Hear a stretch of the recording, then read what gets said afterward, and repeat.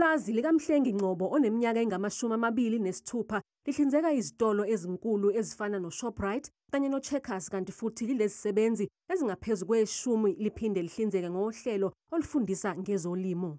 The biggest impact that the shutdown of Ithala has really crippled our day-to-day operations because, as I've mentioned, that we run a hydroponic system, which is a system that requires to constantly give in fertilizer, which is production inputs for the survival of the crops. So with that being said, we couldn't be able to access our funds to be able to pay our day-to-day account with our production.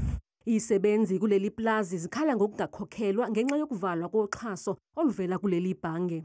Yasilimaza kakhulu entweni ngoba umuntu nomuntu usuke nama-budget kuningi asuka imisele ngakho sinoma sincophisane mntanami sidlala itokofela siyondla nasemakhaya. Nentsha ezimisele ngokungena emkhakheni wezolimo ilimele.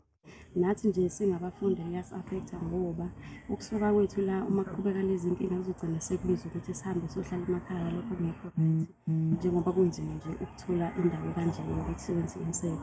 I-Action SA isibhalele umnyango wezomnotho kanye nomphathi omkhulu wethala ukuthi baveze umqulo okhombisa bonke osombusazwe kanye nezihlobo zabo abathola uxhaso kwezebhizinisi kuleli bhange. Asikwazi ubheceleni sibona ukuthi engazi ukuthi khona osopolitiki akade behlomula eThala Bank nezihlobo zabo.